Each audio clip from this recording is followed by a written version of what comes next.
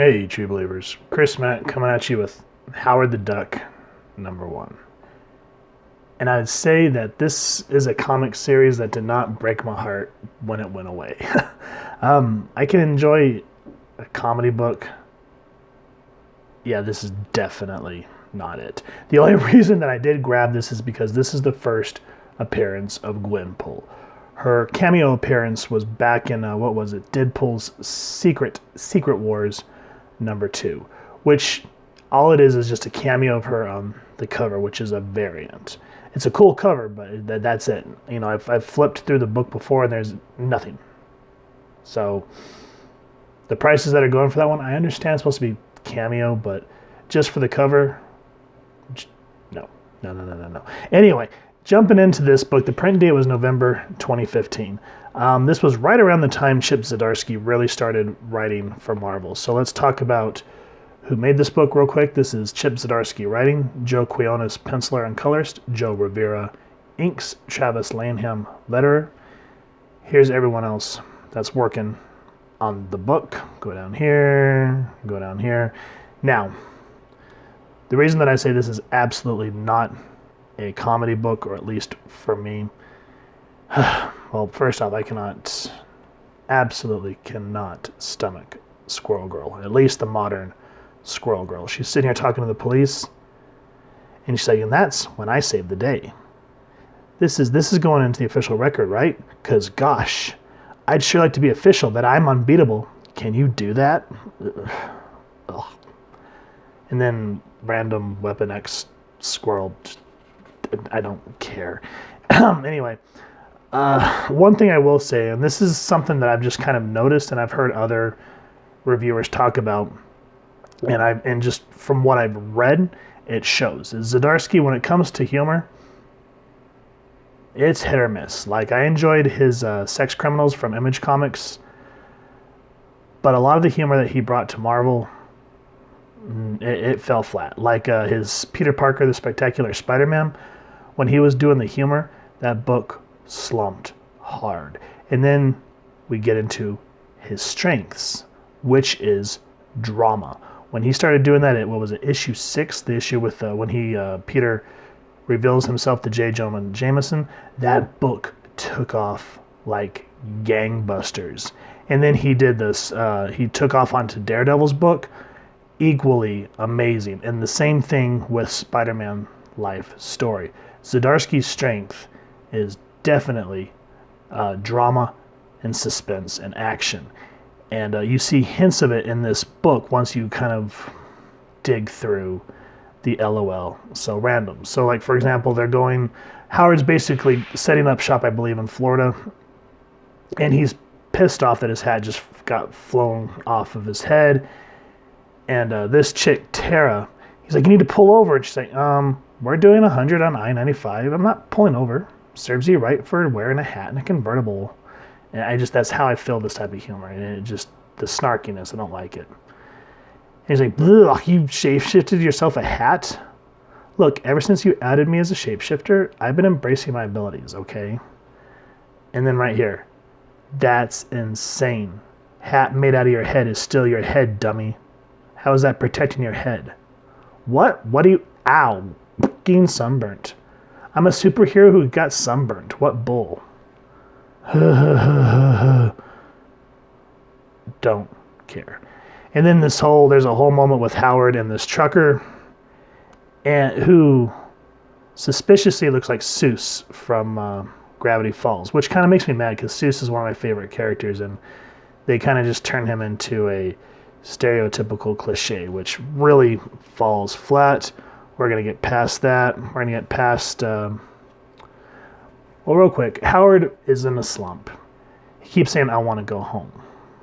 And he's talking to Aunt May, who is his secretary, which is interesting. And then we flip over and he says, I want to go home. You're thinking, okay, this is getting a bit monotonous. But what I said a moment ago, where you start to realize some of Zdarsky's brilliantness and drama shines through, let me explain. He's like, Wong relayed your message to me, but are you sure? This has been your home for... Yeah, I know. Home is where you make it. But Doc, For real? This home is trying to kill me. So he's talking to Doctor Strange. I thought a change of scenery and a new job would help.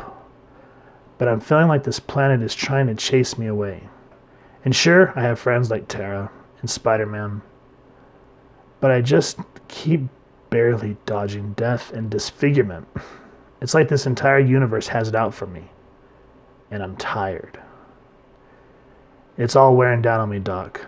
The mess on the Collector's Planet, the ordeal with Squirrel Girl, the giant fight around the Abundant Glove. And so, see, you kind of get where Zdarsky's able to show someone like the deep part of them that they're feeling. I mean, this is not exactly the 100% best example, but there's not, you know, like, oh, ha ha, I have a hat made out of human skin and la la la la la la la la. No, this is really showing that Howard is more than a two-dimensional duck. Da-dunch. And so he tricks Tara into going to the swamp with him, which I'm going to skip over because there are some parts that are kind of interesting and there's some parts that are just very highly insufferable. So let me get to where I want to talk about. Okay. Here. She goes, wait a second. Didn't you tell me you came to Earth through some swamp portal? Is this... Yeah. Look, I didn't... You're going home, aren't you? And Zdarsky paces it. We get this pause. And then she's like, "F you, Duck. I thought we were friends." Wait, it's not... This isn't my home.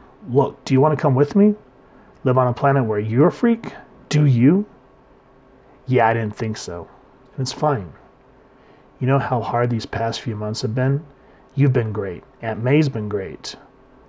But I feel like if I stay here any longer, I'm going to die. Either from some sort of supervillain thug or a gas station hick, which we're going to let that one go. I wanted to have you see me off, but I didn't want to make it so you wouldn't come. And she's like, Duck, you could have told me. I still would have brought you. I'm sorry. You're a peach kid. It's been a short time, but a good one. See, when Zdarsky actually brings these characters to an actual human moment, and instead of like stereotypes like with the Seuss trucker or just the random jokes, and really gets down to the bare basics, he knows how to make them shine. That's why his latter half of Spider-Man and his Daredevil run worked, because he got rid of the humor, which, no offense to the guy, but his humor, it's a very niche humor that not a lot of people get or like. So being able to hear the fans and focus on what he's strong in, that really appeases a lot of what the Marvel fans like and what Marvel Comics should be about. That's why his books are taking off and kicking ass. And again, this is when he kind of was first brought over, and you could see where it was shining, but he still needed to polish his trade. His trade. Yeah, sure. It's early. I haven't had enough coffee. Anyway, I don't want to give any more of the way of the book because there's not that many great moments. But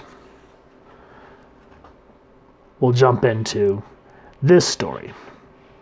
And this is, let me flip to the back because this is one of those damn things where they put the credits at the back. Ms. Poole, if you're nasty. Christopher Hastings, writer. Tamara Bonvillain, color artist, which I still love that name. Danilo Beyruth, artist. Travis Laham, letterer.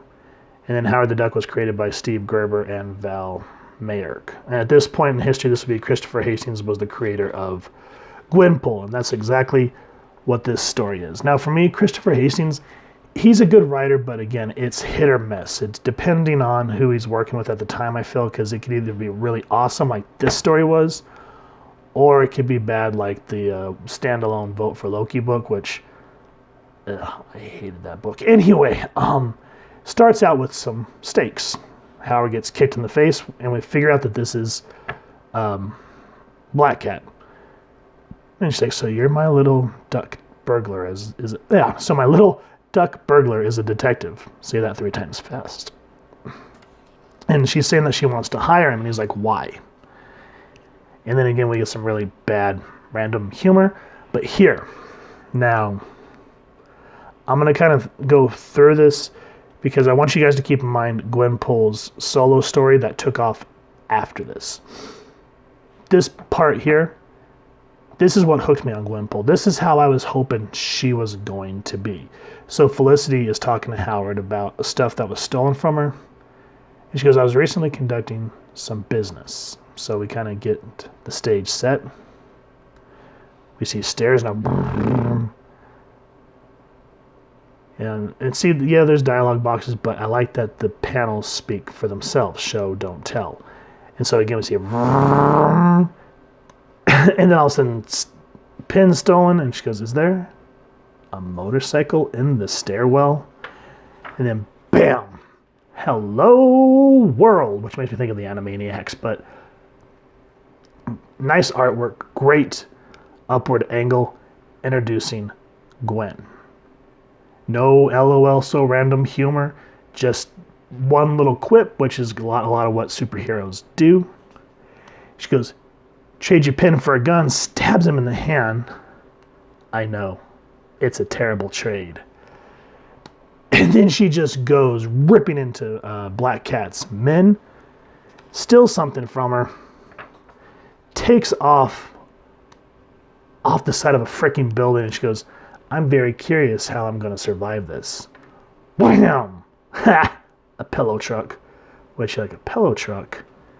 And she goes, classic. Ain't no pillow truck. That was freaking ducks. And you can see that she's actually hurt. She's bleeding from smashing into all of these crates. So see, when I read this, I was like, oh good, we're going to get like a crazy female version of Deadpool. And then the spin about how she's from the R universe going into the 616 universe and how she knows people, which is the next panel I want to talk about, where she goes, excuse me, yeah? Are you Detective Bulgari? Yeah, why? And you're one of Black Cat's inside men at the NYPD? What the hell is this, kid? Sorry, I had to ask. I'm usually looking more Quionis right now, which is the artist that did Howard the Duck that we just went through. And right now you're more like Beirut, who's the artist that's doing this. So a little bit of meta-ness, but you gotta remember, as I just said, Gwen is from the real world. So she's reading these characters and now she's part of it. So she doesn't think that there's any repercussions because she knows she's in a comic book. And he goes, what are you talking about? Don't worry, little man. And then she mows him down. That's what got me excited about Gwenpool initially when I first heard about her character. And if you look at the Deadpool Secret War cover, the variant one, it shows her chilling in a one of those like swimming pool chairs, and she's drinking a soda, and then there's like someone dead off panel and blood starting to trickle into the water. So I was hoping that she was going to be a more psychotic version of Deadpool. But when you go in and you start reading her book, yeah, there's some moments of violence, but it just, for me, as I just complained about with Howard the Duck, is it got too cutesy, and that is not my cup of tea. When it comes to Marvel, they used to know how to balance humor, action, drama, suspense, etc., so forth. But a lot of these newer books, it's just like, let's just go as randomly funny as we can, and it falls flat because it feels like forced humor. But anyway, Howard the Duck #1, the main story, I like it from the fact that it shows how far Zdarsky has come since this book back in 2015. And again, with the first appearance of Gwenpool, it shows how, I remember why I got excited for her and why I immediately kind of dropped the book once it started going. That's just me. What do you guys think? If you've enjoyed this book, I will say please first and foremost support your local comic shop and see if they have one in stock. It's getting harder and harder to find. I really kick myself for selling my first copy of it. I'm glad that I found a relatively inexpensive one. So if you have this, don't do what I do and sell it. You're going to have seller's remorse, I can assure you of that. And if you've enjoyed this review, we really would appreciate it if you take a moment to hit like, share, and subscribe. Helps the club channel more than you could possibly know. And if you wouldn't mind hitting that fancy little duck bell next to subscribe, that way as we continue to upload content, you guys will get notified. Come to the channel, and we love hearing your feedback and talking with you all down in the comments below or our social media pages, which I'll make sure to leave the links down in the description. So with all that said, thank you so much for stopping by. Hope you all continue to have an absolutely amazing day reading, and happy hunting, true believers.